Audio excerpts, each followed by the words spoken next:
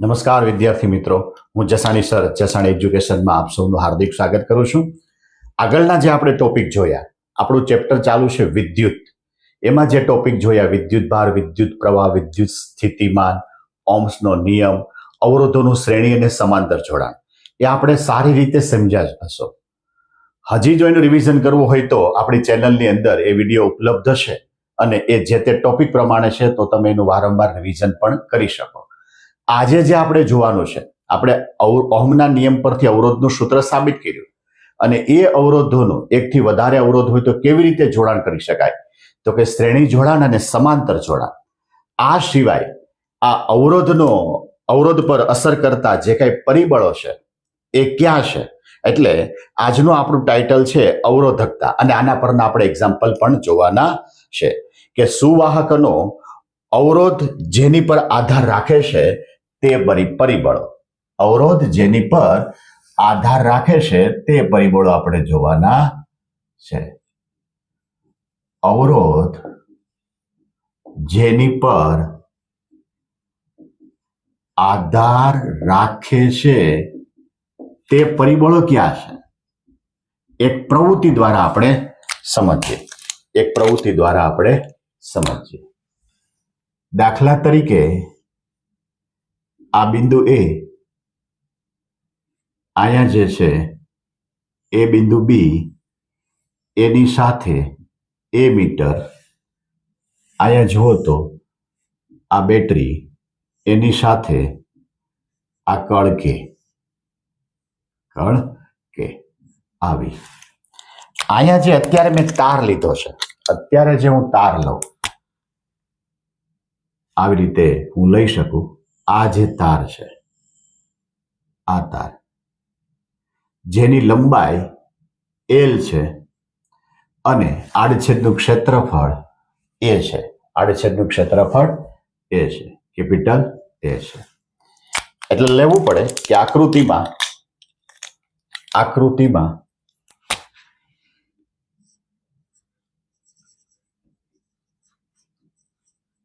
આકૃતિમાં નિક્રમનો તાર AB જેની લંબાઈ L અને આડછેદનું ક્ષેત્રફળ A છે. આડછેદનું ક્ષેત્રફળ A છે. પરિપથ ચાલુ કરી પરિપથ વડે એ મીટરમાં અવલોકન નોંધો. પહેલો પ્રેક્ટિકલ કર્યો કે જેની લંબાઈ L છે અને જેનું આડછેદનું ક્ષેત્રફળ A છે. હવે આવું ક્યાંક લઉં કે આની લંબાઈ ડબલ કરી નાખો, એટલે અહીંથી જે કઈ છે એને આપણે અલગ કરી નાખો. આ જે લંબાઈ છે એ ડબલ કરી નાખું. નિક્રમનો તાર એમને રહેવા દઉં, ખાલી લંબાઈ ડબલ કરું. અહીંયા બિંદુ એ હતું, આ જે તાર છે અહીંયા સુધીનો, આ તાર જેની લંબાઈ મેં કેવી કરી, ડબલ. આડછેદનું ક્ષેત્રફળ કેટલું છે, A. તો શું થાય, હવે તે જ દ્રવ્યના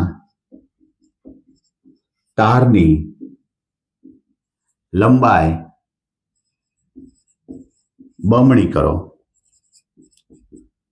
પરંતુ આડછેદનું ક્ષેત્રફળ A છે અને અવલોકન નોંધો. હવે ત્રીજો પોઈન્ટ, હું તારની લંબાઈ એ નહીં રાખું,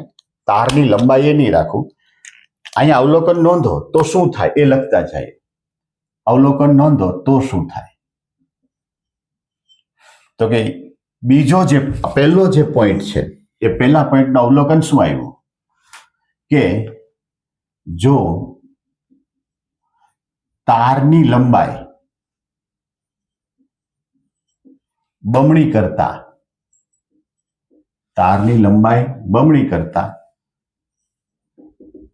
આડછેદનું ક્ષેત્રફળ અચળ છે, તો શું થાય? બમણી કરો તો શું થાય? તો કે વિદ્યુત પ્રવાહ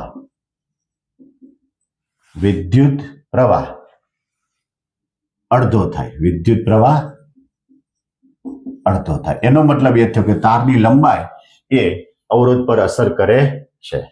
આના પછીનો જે મુદ્દો જોઈએ એ આવો છે. એ મુદ્દો આવો છે કે આવું ક્યાંક જોઈ લે કે તારની લંબાઈ એમનેમ રાખો. તારની લંબાઈ એમનેમ રાખો અને જાડો તાર કરી નાખો કે આડછેદનું ક્ષેત્રફળ વધારી દો. આડછેદનું ક્ષેત્રફળ જો વધારી દો તો શું થાય? આવી રીતે આમ કરીને આમ કર્યું.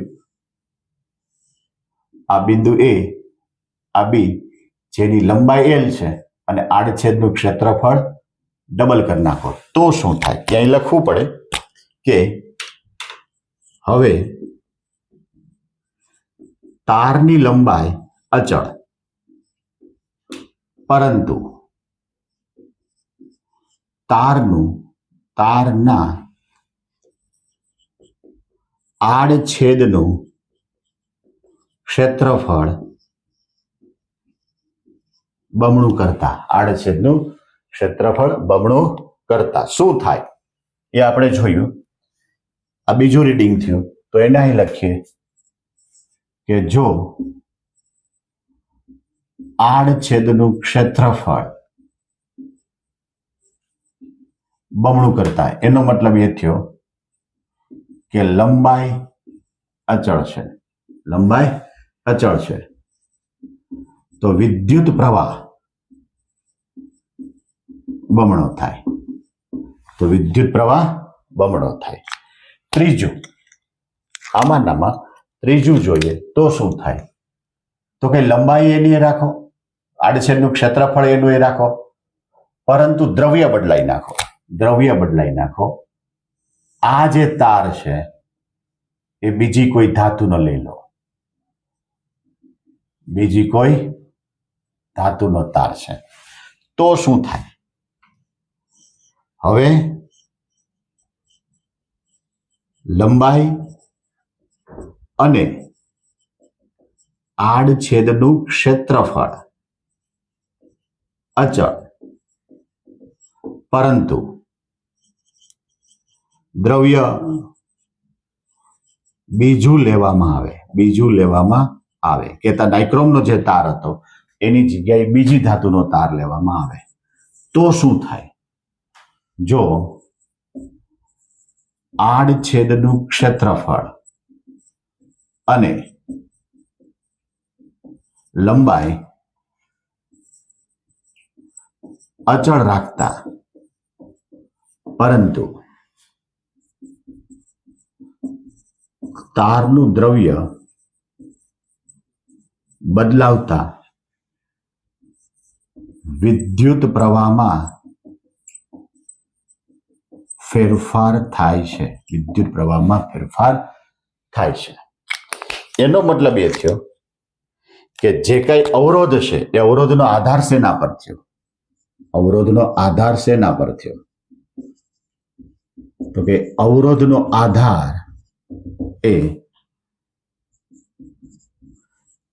તારની લંબાઈ એલ,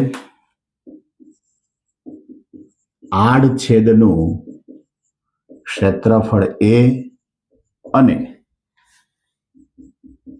તારના દ્રવ્ય પર આધારિત છે. તારના દ્રવ્ય પર આધારિત છે. એનો મતલબ એ થયો કે તારની લંબાઈ બદલે તો અવરોધ બદલે, તારનું આડછેદનું ક્ષેત્રફળ બદલે તો પણ અવરોધ બદલે, અને દ્રવ્ય બદલે તો પણ અવરોધ બદલે. અવરોધ બદલે એટલે વિદ્યુત પ્રવાહ બદલે છે. આપણે પ્રવૃત્તિ દ્વારા જોયું કે તારનો જે અવરોધ છે,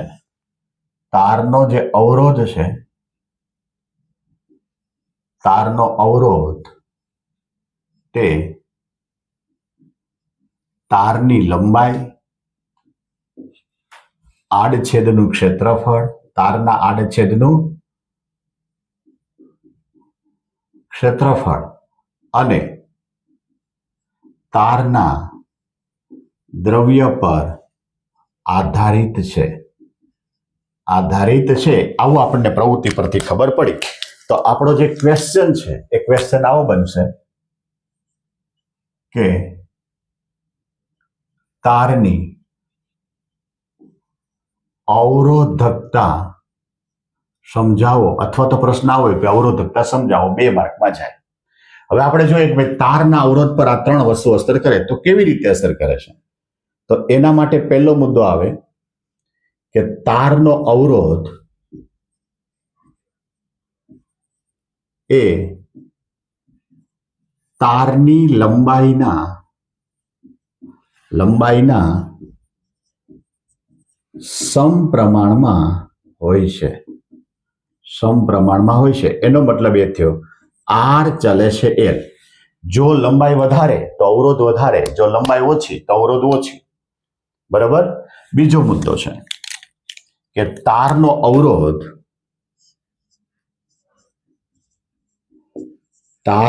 અવરોધ એ તારના આડછેદના ક્ષેત્રફળના વ્યસ્ત પ્રમાણમાં છે. વ્યસ્ત પ્રમાણમાં હોય છે.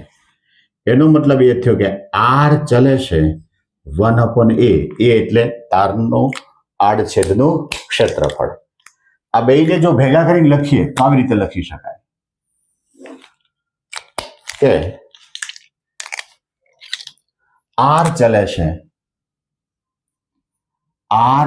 છે L/a, જ્યાં L બરાબર તારની લંબાઈ અને a બરાબર તારના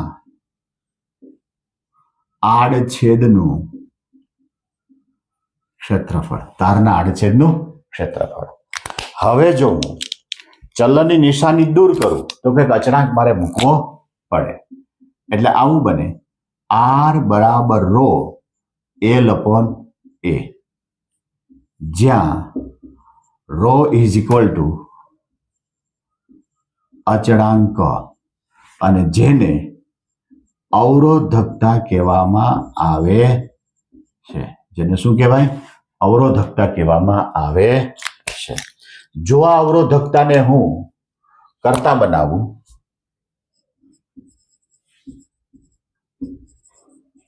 અવરોધકતા રો બરાબર RA/L. આનો એકમ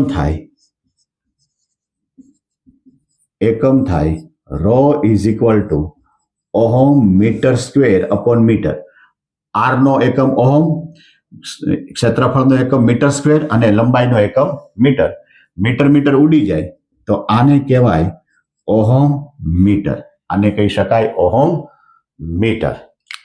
આની સાથોસાથ કોઈ જગ્યાએ તમને શોર્ટ ક્વેશ્ચનમાં પૂછે, તમારા ટેક્સ્ટબુકમાં નથી, વાહકતાઓ શબ્દ આવશે. વાહકતા તો લખવું પડે કે અવરોધકતાના વ્યસ્તને તારની વાહકતા કહેવાય છે. તારની વાહકતા કહેવાય છે, જેને સિગ્મા વડે દર્શાવાય. તો સિગ્મા ઇઝ ઇક્વલ ટુ 1/ρ. જો રો ઇન્ફાઇનેટ હોય તો સિગ્મા ઇઝ ઇક્વલ ટુ 0 થઈ જાય. અને જો રો 0 હોય તો પ્રવાહ વાહકતા એની ઇન્ફાઇનેટ થઈ જાય છે. બરાબર. તારની અવરોધ અને અવરોધકતા એ તાપમાન પર આધારિત છે. આવો પણ કે શોર્ટ ક્વેશ્ચન આવે, તાપમાન પર પણ આધારિત છે. તારનો અવરોધ અને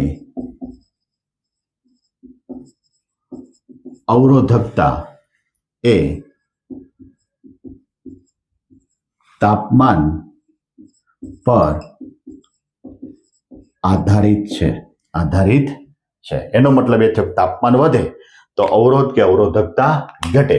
તમને 2 માર્કમાં ક્વેશ્ચન પૂછે તારની અવરોધકતા સમજાવો તો પહેલા લખવું પડે, આપણે પ્રવૃત્તિ નથી લખવાની, પણ એનું જે કઈ કન્ક્લુઝન હતું કે તારનો અવરોધ એ તારની લંબાઈ, આડછેદનું ક્ષેત્રફળ અને તારના દ્રવ્ય પર આધારિત છે. નીચે વિવરણ આપ્યું કે તારનો અવરોધ એ તારની લંબાઈના સમપ્રમાણમાં, તારનો અવરોધ એ તારના આડછેદના ક્ષેત્રફળના વ્યસ્ત પ્રમાણમાં, માટે આર ચાલે છે L/A, ચલનની નિશાની દૂર કરો તો રો એટલે અચળાંક કહેતા અવરોધકતા, અવરોધકતાને કરતા બનાવતો અવરોધ ગુણ્યા ક્ષેત્રફળ અપોન L, બરોબર, એકમ થાય ઓહમ મીટર. આ જે મુદ્દો છે કદાચ ક્યાંય પૂછે તો કે વાહકતા કોને કહેવાય, તો કે અવરોધકતાના વ્યસ્તને તારની વાહકતા કહેવામાં આવે છે. વાહકતાને સિગ્મા વડે બતાવ્યું અને જેનું સૂત્ર બનાવ્યું સિગ્મા ઇઝ ઇક્વલ ટુ 1/ρ. જો અવરોધકતા ઇન્ફાઇનાઇટ હોય તો વાહકતા 0 થાય અને જો અવરોધકતા 0 હોય તો વાહકતા ઇન્ફાઇનાઇટ થાય.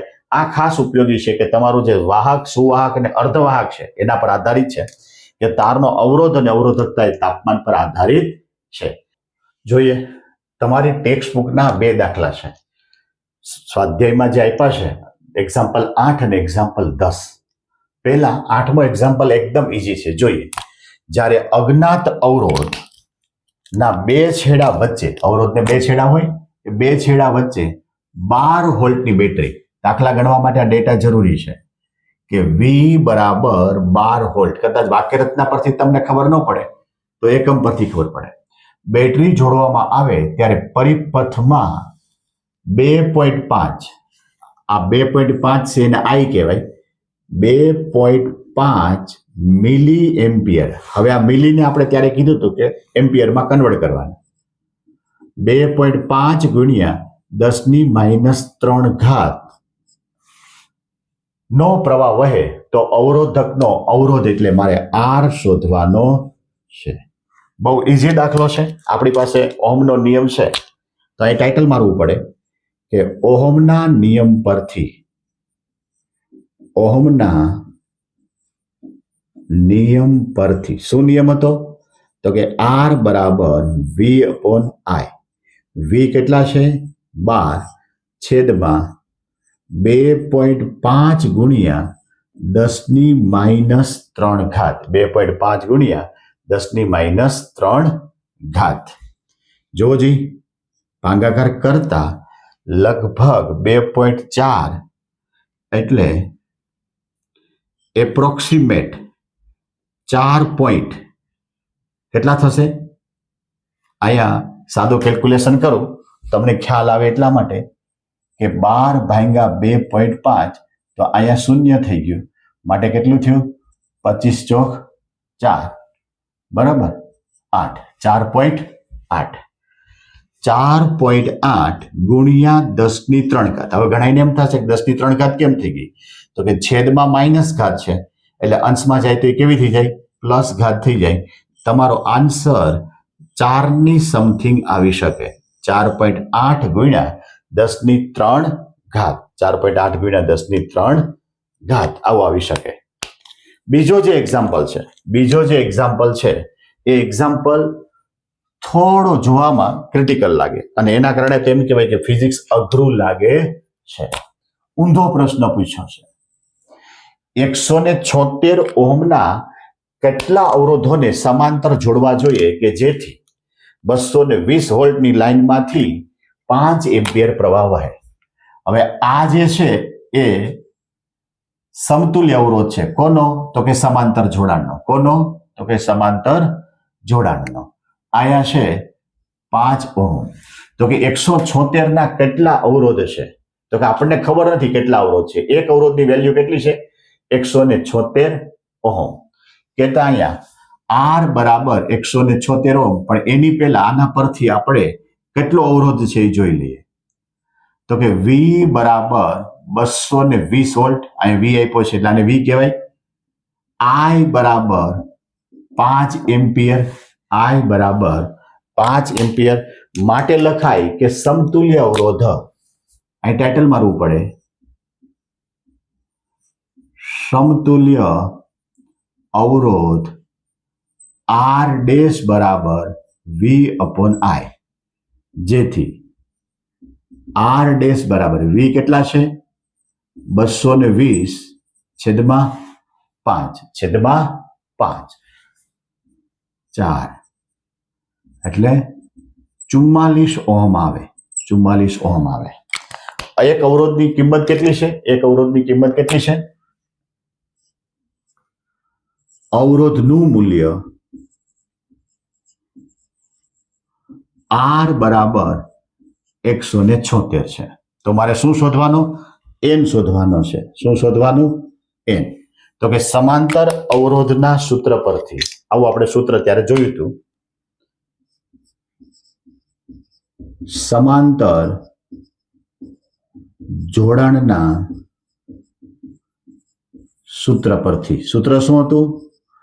R ડેશ બરાબર R બાય n. શ્રેણી જોડાણ હોય તો nr આવે, નહીતર આવું ત્યાં થઈ શકે. મારે સંખ્યા જોઈ છે, તો હું n ને કરતા બનાવું R અપોન R ડેશ. આ n અહીંયા આવ્યો તો R ડેશ છેદમાં ગયો, તો R કેટલો છે? 176. R ડેશ કેટલો છે? 44. માટે શું થશે? 4. કેટલો ભાગાકાર આવે? 4 આવી શકે. કે 176 ઓહમના જો 4 અવરોધોને સમાંતર જોડો તો 220 વોલ્ટની લાઈનમાંથી 5 એમ્પિયરનો પ્રવાહ વહી શકે. જોજી, આ પણ સ્વાધ્યાયનો 9મો છે કે 9 વોલ્ટની બેટરી. હવે આપણને ખબર પડી જાય આને શું કહેવાય? V બરાબર 9 વોલ્ટની બેટરી છે. અવરોધો, પહેલો અવરોધ આપ્યો 0.2, બીજો છે 0.3, 0.4, 0.5 અને 12 ઓહમ ના અવરોધો શ્રેણીમાં જોડ્યા છે. આ શબ્દ ખાસ અગત્યનો છે. શ્રેણીમાં જોડવામાં આવે તો 12 ઓહમના અવરોધમાંથી વહેતો વિદ્યુત પ્રવાહ શોધવાનો છે.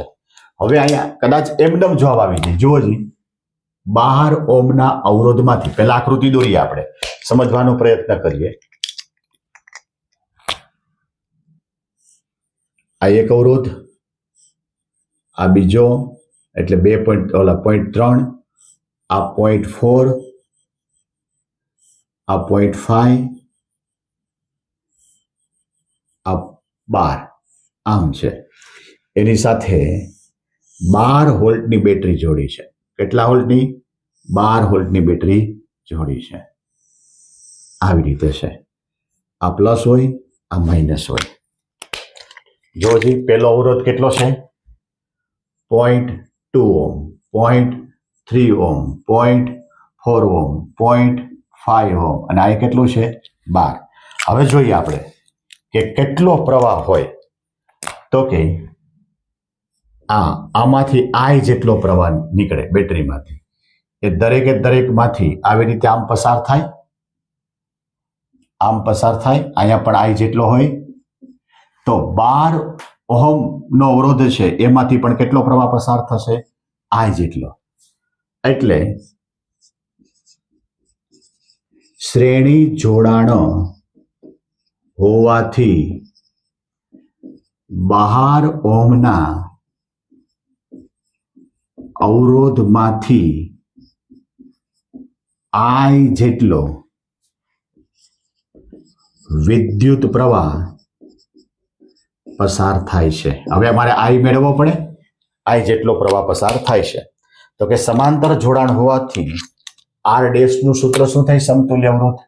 તો કઈ લખવું પડે, સોરી, શ્રેણી જોડાણ હોવાથી, શ્રેણી જોડાણ હોવાથી સમતુલ્ય અવરોધ.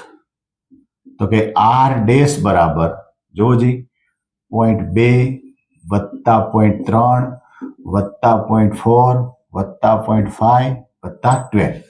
કેટલું થશે? 0.2, 2 ને 3 5, 5 ને 4 9, 9 ને 5, 9 ને 5 કેટલા થશે? 2 ને 3 5, 5 ને 4 9, 5 ને 5 10, 10 ને 4 14, 0.14 એટલે 1.4 વત્તા 12 એટલે કેટલું થાય? અંદાજિત 13.4. કેટલું થશે? 13.4. આ શું બન્યું? R dash. મારે શું શોધવાનું? I શોધવાનો છે. ઓહમના નિયમ પરથી ઓહમના નિયમ પરથી આર ડેશ બરાબર વી અપોન આઈ.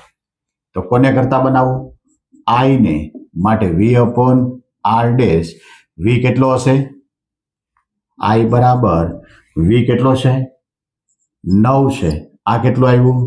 13.4. 13.4 એમ્પિયર. ભાગાકાર આમનામ રાખો તો પણ કોઈ ફરક પડે નહીં. તો 12 ઓહમના અવરોધમાંથી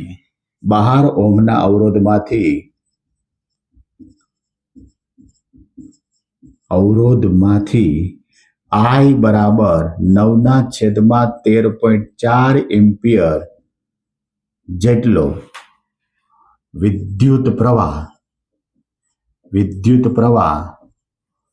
પસાર થાય છે. આમાં પૂરેપૂરી રકમ બદલી શકે. એટલે આપણે તો ખાસ દાખલાનો થીમ સમજવાનો છે કે મારે 12 ઓહમના અવરોધમાંથી જોતું છે. તો પહેલા મેં શ્રેણી જોડાણની આકૃતિ બતાવી. શ્રેણી જોડાણમાં હંમેશા પ્રવાહ કેવો હોય? સમાન. તો કે જે પરિપથનો પ્રવાહ છે, તો કે મારે પરિપથનો પ્રવાહ મેળવવો હોય તો શ્રેણી જોડાણ માટે સમતુલ્ય અવરોધ શોધવો પડે. એ સમતુલ્ય અવરોધનું સૂત્ર મળ્યું અને એના પરથી આપણને આર ડેશ મળ્યો. વી તો આપણને આપ્યો છે, માટે આપણને પ્રવાહ મળ્યો અને એ જે પરિપથનો પ્રવાહ છે એ જ 12 ઓહમના અવરોધમાંથી પસાર થાય છે. જોઈએ આજના ટોપિકની અંદર આપણે અવરોધકતા શેના પરથી આવી? તો કે તારનો જે અવરોધ છે એ લંબાઈ, આડછેદનું ક્ષેત્રફળ અને દ્રવ્યની જાત પર આધાર રાખે છે. એના પરથી આપણને અવરોધકતાનું સૂત્ર મળ્યું. અવરોધકતાનું સૂત્ર આપણને મળ્યું ρ = RA upon L. અવરોધ અને અવરોધકતા બંને તાપમાન પર આધારિત હોય છે. એના પરના આપણને 3 એક્ઝામ્પલ મળ્યા સ્વાધ્યાયના. એક્ઝામ્પલ નંબર 8, 9 અને 10. બરાબર. અપેક્ષા રાખો કે આજનો આપણો જે અવરોધકતા અને અવરોધના જે દાખલા હતા એ આપણને પૂરેપૂરા સમજાણા હશે. ધન્યવાદ.